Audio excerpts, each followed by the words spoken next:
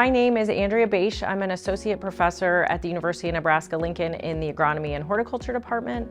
And our SARE funded work is focusing on women landowners and building a network to help them support their land and legacy goals.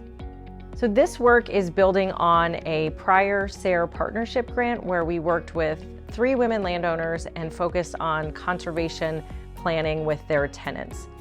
And this work is expanding on that. It's to try to advance sustainable agriculture through a network of women landowners, because women own or co-own a significant amount of land, but they're often left out of decision-making about their land. So many women really have a great vision for the legacy of their land, but they can struggle to see kind of how they fit into the landscape of some of the most common conversations about their land. So in this project, we've recruited a group.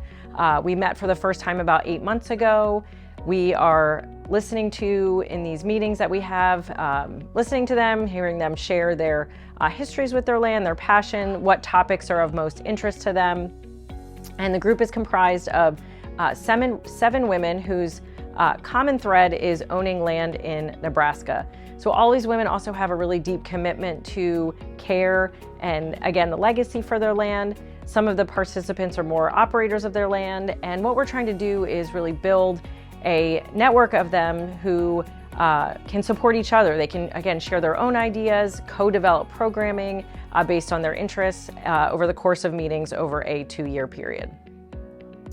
So the group started meeting again about 8 months ago, and in our first meeting we let everyone talk about goals, and a common thread that came out of that was the topic of succession and what will be the legacy of their land. And so I just want to focus on that here for a minute. So the group discussions have highlighted several elements of succession planning that includes options for selling, for transferring to family, or for putting their land in a trust or easement. And that's happening through people sharing their stories that has to do with family or community relationships with the land, realizing maybe that they need more resources or institutional ideas about different options, and really seeing through this network that they're building confidence to move forward in planning. And the quotes that we're showing here really illustrate the opportunity that they have to just share ideas together, because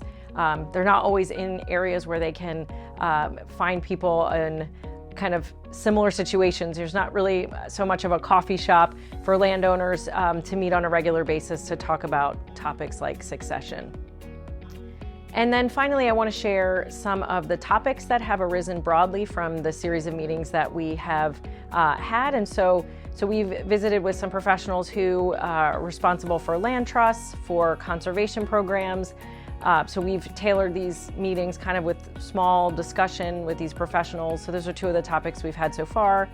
We also have funds through the program to support the participants going to workshops or conferences to expand their network beyond our cohort. And in the future, we're planning to visit farms and experiments related to sustainable agriculture.